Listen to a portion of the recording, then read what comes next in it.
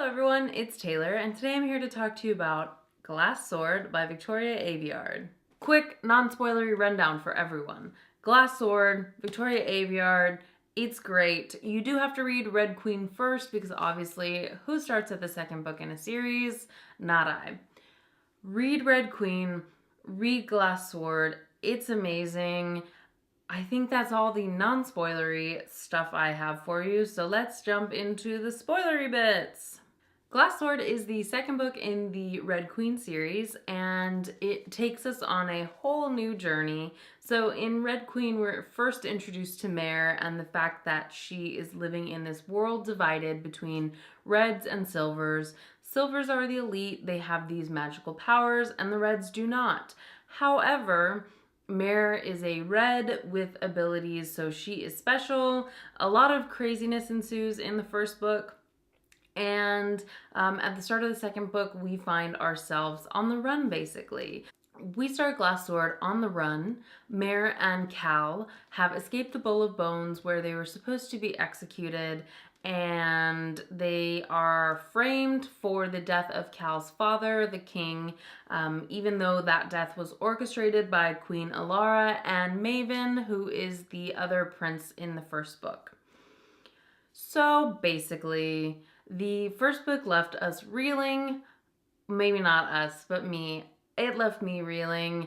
I was loving the Maven character, and then he turned out to be this sneaky little evil weasel. So that sucked. But then we kind of felt okay because our love square was back down to a love triangle, and now we're only between like Mare and Killorn and Cal, and who's she gonna pick? But now, after everything that happened in the Bowl of Bones and that nonsense, Mare is very fragile right now. She's very in this sort of PTSD state, which is completely understandable after being framed for someone's murder and having the man that you thought you could love turn on you and, you know, then subsequently almost dying and killing a bunch of people and escaping. Then she found out that her brother wasn't dead, which is awesome. That's like the best part, the like silver lining, if you will, at the end of the last book. So we're coming into Glass Sword with a very fragile Mare. Her relationship between Cal is sort of in tatters right now. He's not sure if he can trust her. He knows now that she was a part of the Scarlet Guard and that she was in the rebellion that was fighting against everything he knew as the Crown Prince. Obviously, he was destined to rule the country, and this girl was trying to bring down the monarchy. That will definitely put a damper on any relationship, if I do say so myself. Okay, let's get this out of the way because I have one critique of the book, and that is this sort of trope that develops in a lot of young adult dystopians with a female lead.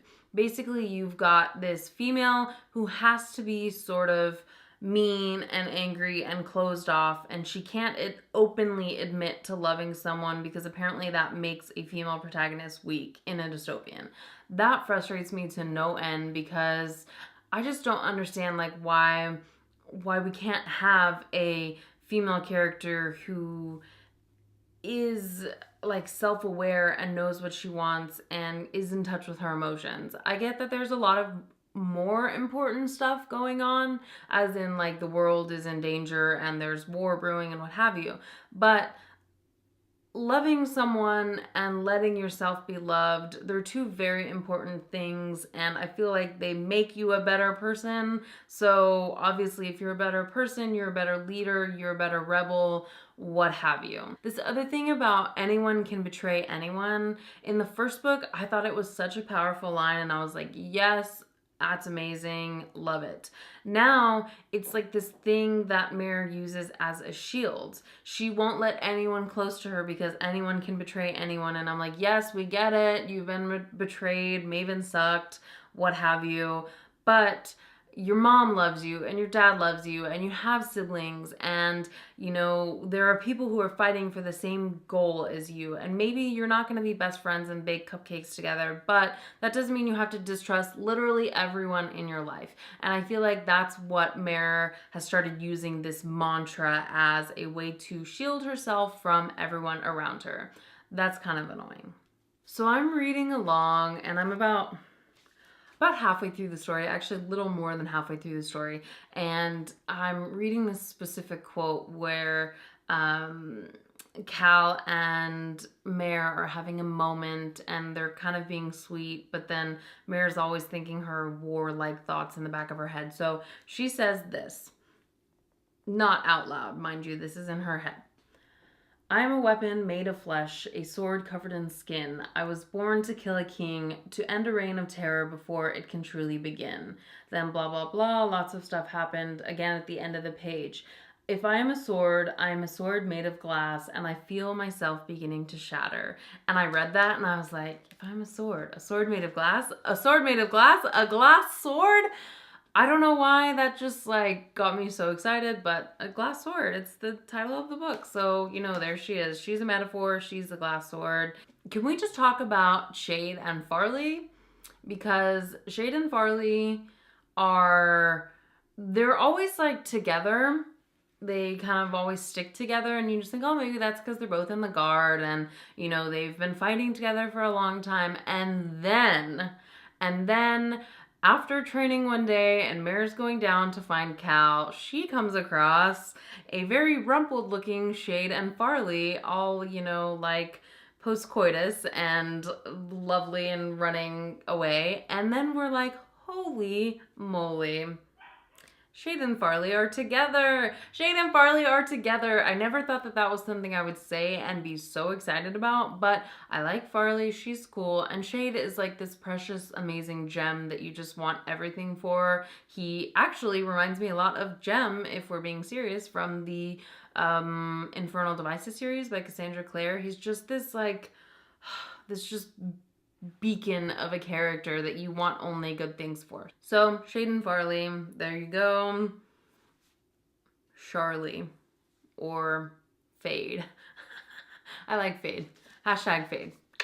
The whole premise of this book, by the way, if I didn't already mention it, is that Mare and her merry band of rebels is trying to rescue these new bloods. So they're people with abilities like Mare and Shade, and they are trying to rescue them before these people are found by Maven and killed for their abilities. So there's a lot of flying around, rescuing new bloods. It's all fine and dandy. Actually, it's not fine and dandy. There's a lot of sadness and death and what have you.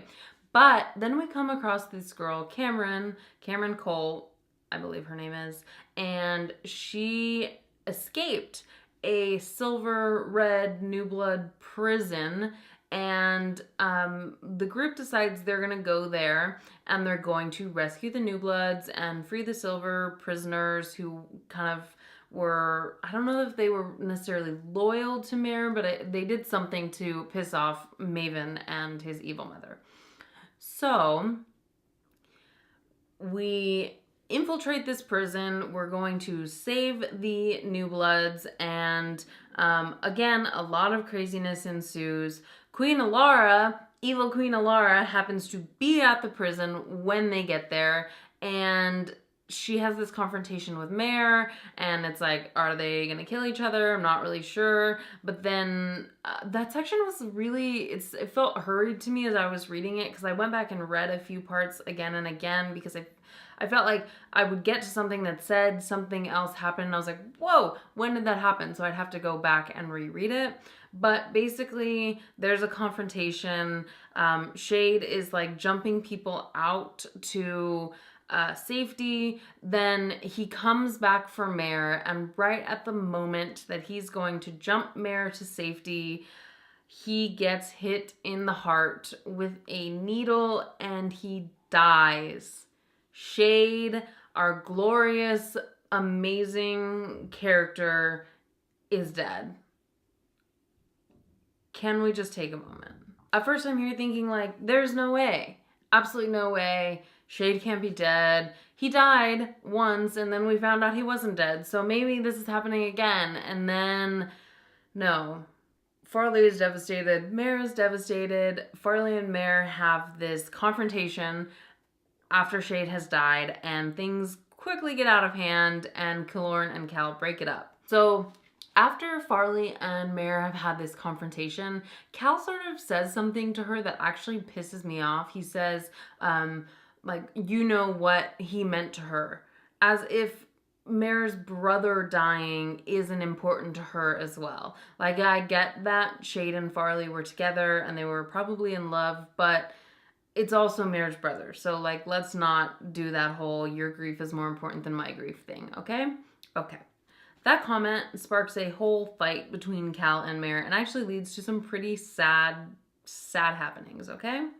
In this fight, Cal and Mare are talking about the things that happened in the prison and some of the silvers that Mare killed, and Cal's kind of like being a little judgy about it, and then Mare says to him, "Every single thing I did, you stood behind me. If I'm turning into a monster, then so are you." He drops his gaze. Love blinds. If this is your idea of love, and then he says, "I don't know if you love anyone at all. If you see anything out there but tools and weapons, people to manipulate, control, and sacrifice." No, he didn't. So then Mare, who has some deeply rooted emotional issues, is really hurt by what he said, but can't admit it. So here's her thoughts about this whole thing. "There is no possible defense to such an accusation. How can I prove him wrong? How can I make him see what I've done, what I'm trying to do, and what I've become to keep everyone I care about safe? How badly I've failed, how terrible I feel, how the scars and memories ache, how deeply he's wounded me with such words. I cannot prove my love for him or Kalorn or my family. I cannot put such feelings into words, nor should I have to, so I don't." Excuse me.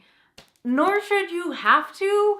If you love someone, you should tell them. You should put it into words as often as you can, because that's what you do when you love someone. You let them know. Or else, what is your love worth? That kind of sounded harsh. Love is always worth something, but you know what I mean? Like, what is the point of loving someone if they never know that you love them? If you love them and they love you, why not just like let your walls down and let that ish happen? The other thing I completely forgot to mention was after the confrontation between Alara and Mare, Mare killed Alara. Queen Alara, evil Queen Alara, is dead, which I was not expecting. Okay, I thought for sure she was gonna hang in there until the very last book of the series and just be like messing people's lives up, but no. We got a little victory. She's dead. Hallelujah. But that kind of like makes me wonder what's going to happen now.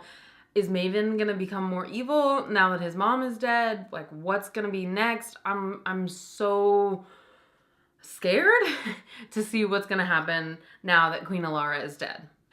At the very end of the book, the rebel group decides that they're going to go to the front of the war and they're going to save these children who were conscripted and basically sent to the war to die.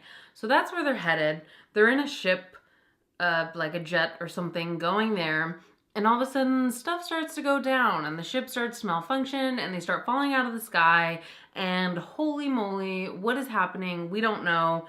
Then you kind of realize maybe Maven has caught up to them and they're, gonna be captured. So we get this little tidbit here because our Mare and Cal feelings were not jumbled and upset enough after the last confrontation they had. Then we get this. "If I could speak, I would tell Cal that I'm sorry, that I love him, that I need him, but the wind and the drop steal my breath away." What? Like, it's really easy. There are 3 words. You could just say them. Just say them. I mean, unless someone is physically holding your throat and you can't breathe, you should be able to squeeze out 3 words. Like, why is Victoria Aveyard just breaking our hearts in such a way? Well, lo and behold, it was Maven who has caught up to them and they're captured. Maven's about to kill Cal and Mare says, "Hold up. I'll go with you if you free everyone here." So what does she do? She makes herself Maven's prisoner and she goes with him, and he is evil and gonna do evil things, and he puts this like collar on her and makes her kneel, and then the book ends there, and I'm just like, what? What? How can we just end there? And the worst part is, I immediately finished this book, wanted to go on to the third book, but then I thought to myself, no, Taylor, you can't read the third book because it's only October. And then if you read the third book, you'd have to wait until May for the fourth book. And what happens if the third book ends in a crazy cliffhanger? Like, what am I supposed to do? Am I supposed to just set myself up for that? Or do I like bide my time, wait until like a couple months before the other ones? I just don't know what to do at this point. I want more of the story, but I don't want to be left on the edge of a cliff, like wondering what is going to happen in the world of Mirabaro. I have a theory about the second installments. It can be movies, TV shows, books, what have you, but generally like the second movie, the second season, the second book is not as good as the first one. Like, you've just entered into this world and it's amazing and you love it and you just get so consumed in it. And then you start the second book and you're like, wow, I didn't have that joyfulness of like entering the world for the first time, and it kind of falls short. I'm so glad that this book was able to avoid the second installment curse and just blow me away even more so than the first one, and I cannot wait to continue on in the series. Just, if you are still watching at this point and you haven't read this book, go read this book. It's fantastic. I thoroughly enjoyed it, and I just could not recommend it more. There you have it. That was my book talk on Glass Sword by Victoria Aveyard, the second installment in the Red Queen series. Thank you so much for watching this video, and if you enjoyed it, please give it a thumbs up and subscribe to my channel for more videos from me.